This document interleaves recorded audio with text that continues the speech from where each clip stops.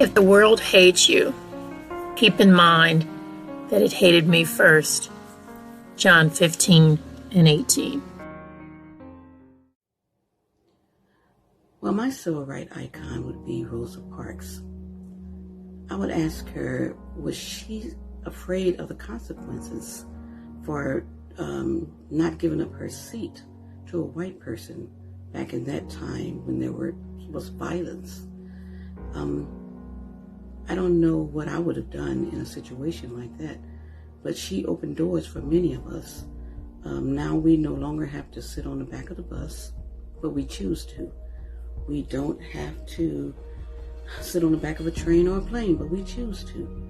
We don't have to count jelly beans to vote, but we choose not to vote. We take a lot of things for granted. But she reminds me a lot of my mother.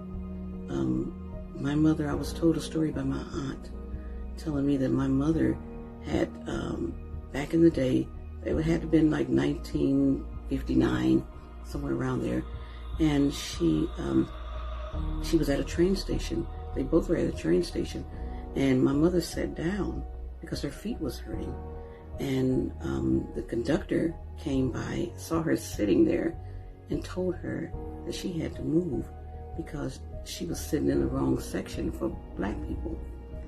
And my mother just looked at him and told the conductor, "Can't you see I'm almost 9 months pregnant and I'm not going anywhere?" And the conductor just looked at her. My aunt was a little shocked that she said that and just kind of stood there and looked at her. And the conductor looked at her, and then he just walked away. So the thing is we don't know what positions we'll be in, but we thank the Lord that we are to the point now that we can enjoy a little bit more in life than what we used to. But my icon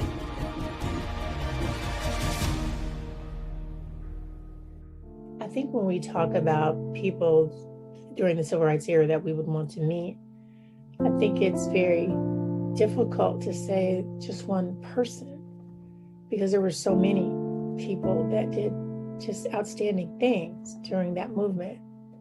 But there is another person that I remembered studying about and reading about during the civil rights era that I don't think gets as much attention in our community as he should, and that was Jonathan Daniel. Now you have to remember, today we still see problems with systemic voter suppression. By today's tactics, that suppression is more insidious, but that was not the case in 1965. Black people in the rural South were subjected to intimidation, poll tax, literacy tests, intimidation, and just flat out assault when they were trying to register to vote. Dr. King saw that something needed to be done, so Dr. King and members of the Southern Christian leadership decided they were going to converge on Selma to do voter registration. And Dr. King made an impassioned plea to clergy across the nation to come and meet with them in Selma to bring attention to the atrocities that were happening to people in a county, in an area where Black citizens outnumbered white citizens 4-1. And one such person who was a clergy that answered the call from Dr. King was Jonathan Daniel. He was a young seminary student from New Hampshire, from the Episcopal Church, actually. And he actually came to Alabama, stayed with a Black family, and worked on the front lines trying to help citizens register so they could exercise their right to vote. After a bloody encounter with law enforcement on the Edmund Pettus Bridge, which we now know has been called Bloody Sunday, many of the activists left the state of Alabama. They saw how dangerous it was. They saw that the police, the citizens were ready to seriously injure, if not kill people over this issue. And all the people that left Jonathan Daniels stayed. And it was during one of the demonstrations in front of one of the stores that had white-only signage. The group was arrested. There were about 29 individuals. They took them to jail for picketing. And they actually put all these protesters on a flatbed truck, and they said these trucks is what they used to haul garbage. That's what they did to the protesters, and they take them to this jail. So they're stuffed in this little jailhouse, and they remain there for 6 days. And it was reported that Jonathan could have actually gotten out, but he stayed. He stayed with the other people that were incarcerated because he believed just so strongly that what was happening to them was wrong. So after 6 days being in jail, they are miraculously released. There had been no bail posted. They just let them all out. And when Jonathan Daniel asked to use the phone, of course it was denied. So you're in this rural area, you've not been able to use the phone. And so Jonathan Daniel, there was a Catholic priest with him by the name of Richard Morris Rowe. And then there were 2 Black young women, Ruby Sales and Joyce Bailey. And they're walking to this store because they're parched, they've been in these horrible, horrible conditions with moldy food and hadn't been able to bathe. They go to this store, and Jonathan Daniels asks Ruby Sales for a dime so he could get something to drink. And as they're about to enter the store, a man by the name of Tom Coleman meets them right at the door. He's holding a 12-gauge shotgun. He said, "You're not going to be able to come in here. Don't you come in here." And Jonathan Daniels says, "Are you threatening us?" And just as he says that, this Tom Coleman points the gun at Ruby Sales. And Jonathan instinctively pushes her out of the way onto the ground as this man shoots the rifle. He blows a hole into Jonathan Daniels' chest and kills him instantly. And by this time, I think the 2 young women and Father Morris Rowe realized they were really in trouble. And so the girls start to run, and Father Morris Rowe turns around to run. And this Tom Coleman shoots again. He shoots him in the back. And, he's laying in the street, bleeding. And the other 2 women, they run to get help. Father Morris Rowe is laying in the street. He's been critically wounded. And the 2 young women, they run into town. They try to get help.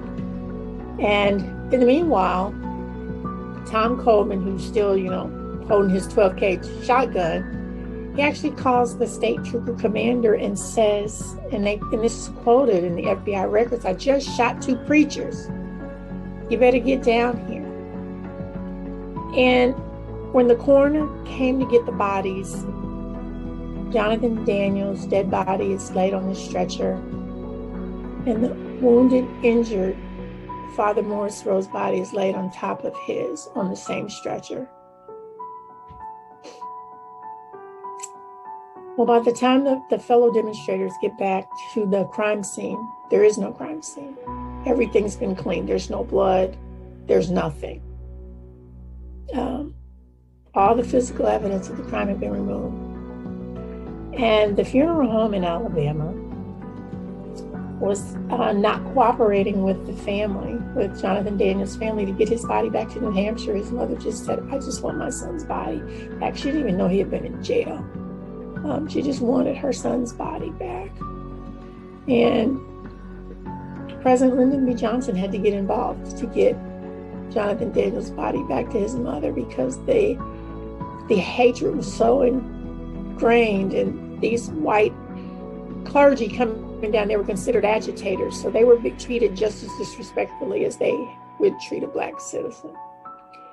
And it was said that President Johnson was beginning to be besieged with having to return dead white civil rights workers back to their families. And so there was this national outcry that people started really paying attention to just how bad things were in the Bloody South.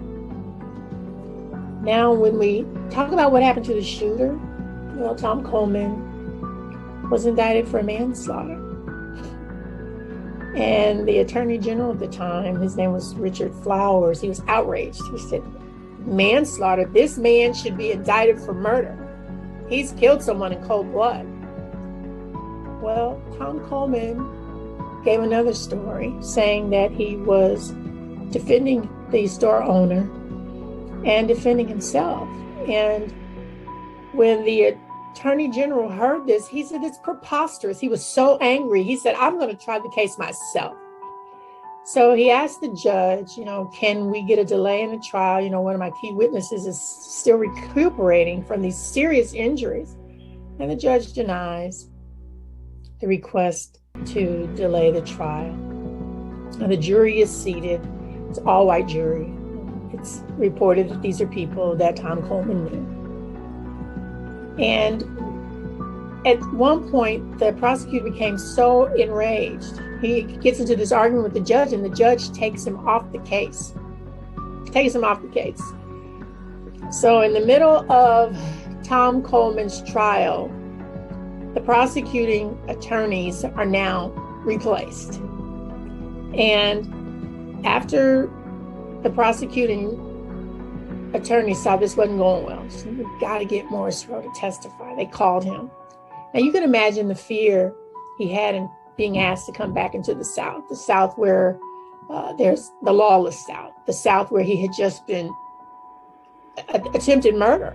There was an attempt on his life, and he's being asked to come back. But he agrees to come back to testify. And this self-defense is just kind of playing out. And at one point, the defense brings up two witnesses that say they saw it all, it was self-defense, and in fact, that Jonathan Daniel and Father Morris Rowe had weapons. And that's why Tom Coleman shot them. And I guess when they said, well, where did the weapons go? They said, well, these black kids came and removed the weapons from their bodies.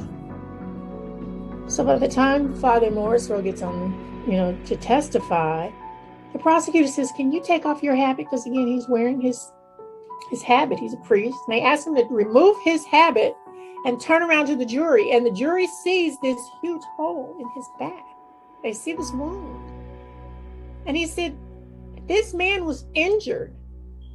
And the only thing the jury could say to Father Morris Rowe was, we heard you kiss one of those black girls in the mouth. And in fact, I'm cleaning it up a little. He said, you kissed one of those black little girls, the N-word girl, in the mouth. And of course, Father Morris Rowe was so offended and outraged. He said, I've not kissed a woman. I've not kissed any of these women. And the jury looks him in his face and said, that's not what we heard. Not what we heard. So the trial goes on, and the jury goes out to deliberate.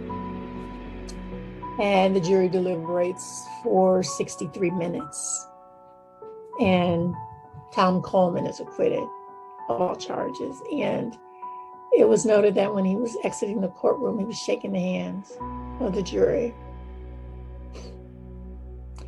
So he was able to get away with cold-blooded murder. And he was never tried for the deadly assault on Father Morris Rowe. 2 years after that incident,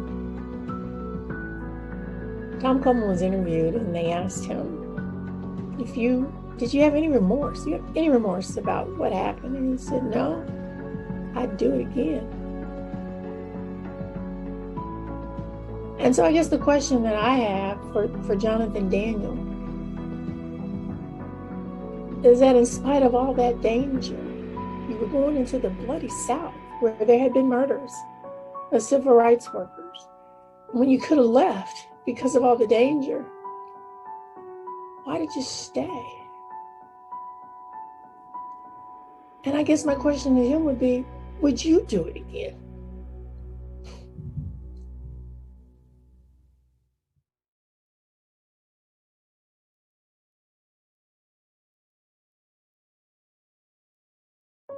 I was asked to name a civil rights leader I would like to meet or ask questions to. And that's just what I've done. I've had the pleasure of sharing with you the person that I would love to ask questions of. I've met the person myself. Person's gone to the next world. And that is A. Philip Randolph. A. Philip Randolph was a unionist. He was a worker. He was born in 1889. He did many, many things. And he was actually, I call him the founder of the March on Washington. He founded a movement called March on Washington Movement. And what was that? During the 1941, soon after World War I, World War II, he was not very happy with the military's attitude towards African Americans. African Americans were not allowed to be integrated into all areas of the armed forces, and he was not happy about that. And he was a porter. He worked many places. He could see the conditions, and he said the conditions, fair employment and good conditions are not happening here. So what he did in 1941 is to send to the United States president, who was Franklin Roosevelt at the time, and threatened a march on Washington if there was not a change in the U.S. policy about African American men in the war being segregated, but yet going there to fight and so on. The president listened, and 1 week before the march was arranged with thousands of people to attend, especially Black people, the president called an executive order, 8802, and said it was illegal to have segregation in the military. His whole attitude was about what are the conditions of African Americans in this United States, work-wise and so on. Fast forward now to the 1963s, to the 60s. At that time, in 1941, Martin Luther King was only about 12 years old. 63, what had happened with A. Philip Randolph and his reputation as a great leader rubbed off on Martin Luther King, and his principles of nonviolence that he imported from Gandhi because of the British Empire's relationship with India. Martin Luther King learned and he was influenced by A. Philip Randolph. And when Martin Luther King was invited to go to the March on Washington, A. Philip Randolph was at the helm. He was the chief leader, organizer, and he said, we must work together in unity. All the organizations representing different groups must come together, and we work together. And they planned it, and that March on Washington was a success that we know it is today.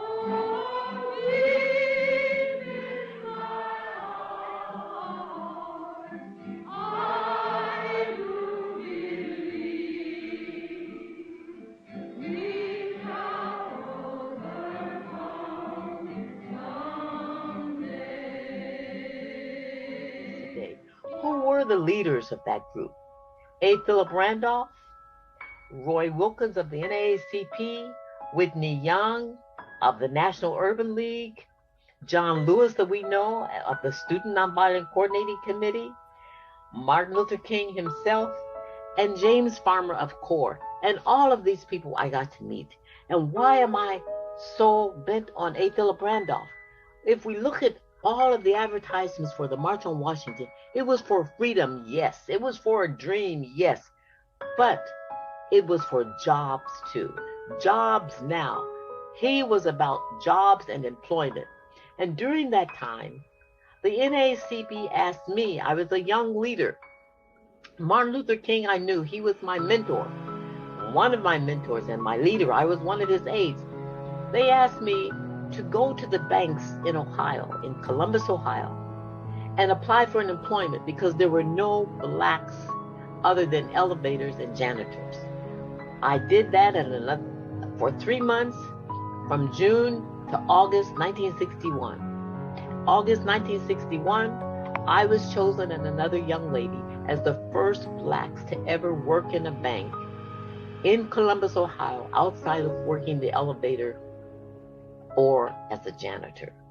I would love to sit down and talk with A. Philip Randolph and ask him about his philosophy, but more than that, who influenced him to be a success, to care about the community, to believe in his own power of doing things, can change things. Who influenced him? Who were his motivators? Who were his uplifters? And the other question, in leaving, I would like to ask him, what would his advice be today to young people today, growing up, to society, and to all the organizations? What would you advise today? If I had the opportunity and pleasure to meet with any of the historical civil rights figures, I believe I would choose General Benjamin O. Davis Jr. General Benjamin O. Davis Jr. was the first black four-star general in the United States Air Force, and he was also extremely instrumental in the integration of black people in not only the United States Air Force, but also the military as a whole. He served as a commander for the infamous Tuskegee Airmen, a group of all-black pilots who served in World War II, and where they showed that black people can not only operate in a professional manner, but also be just as successful, if not more successful, than their white counterparts. So he was very instrumental in the integration of black people in the military as a whole. I believe he drafted a lot of the documents that allowed black people to serve alongside white people in an integrated manner instead of having segregated units and battalions. So myself being a black man serving in a predominantly white Air Force and military as a whole, I took a great interest in General Benjamin O. Davis Jr. And if I had the opportunity to meet him, I would simply just ask him how he was able to see past and how he had the strength to serve in America and serve a country that didn't love him back and that still treated him as a second-class citizen, regardless of his accolades, his intelligence, regardless of all of the things that he was able to accomplish for the country, both domestic and abroad. How he was able to still see past that and be able to still want to serve and still have the goal in mind of furthering black people, and not only the civilian sector but also the military sector. The military is known to be a very extreme group. Amazing me that he was able to accomplish so much, not only for America, but in this sector of the military. So was just extremely curious how he was able to look past all of what was going on at that time and still serve the country while still serving black people at the same time.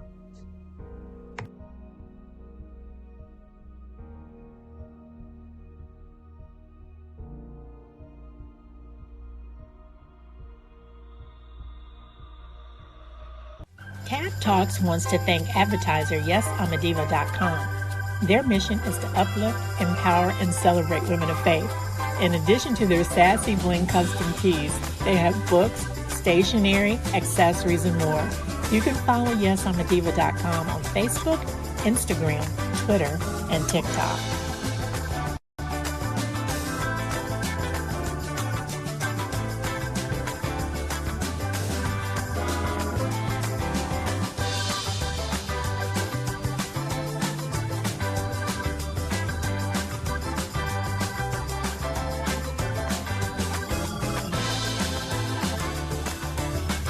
Tabernacle Talks gives honor to God as we recently were a bronze winner in the inaugural Anthem Awards for 2022 for our just blockbuster piece, An Examination of the Dream. This piece has not only won a Best Christian Documentary, but it has now won a bronze award for the Anthem Awards, and we are so grateful. The producers of Tabernacle Talks, Curtis Welch and I, Dr. Michelle Pierce Mobley, were notified that Tabernacle Talks received a Gold Telly Award for our piece, The Examination of the Dream. The Examination of the Dream aired in January in recognition of the MLK holiday. For those unfamiliar with the Telly Award, this award is the equivalent of the Oscar for movies.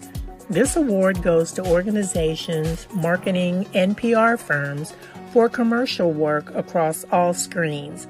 There are various categories to submit completed projects. There are animation categories, social justice categories, and nonprofit categories, to name a few. There were approximately 15,000 entries from the United States and 5 continents, and only about 7% of those entries received an award, from honorable mention to gold. We entered the social impact category for the King piece and were speechless when we found out that we'd won a gold statue, which is the highest award possible. Our work is now alongside Disney, Pixar, Viacom, CBS Interactive, and the Smithsonian Institute African American Museum of History. We give all honor to God for this highest honor of our work and want to thank the Tabernacle Baptist Church for the use of your facilities in creating this work that is now being broadcast across the globe and to our peers in the creative community.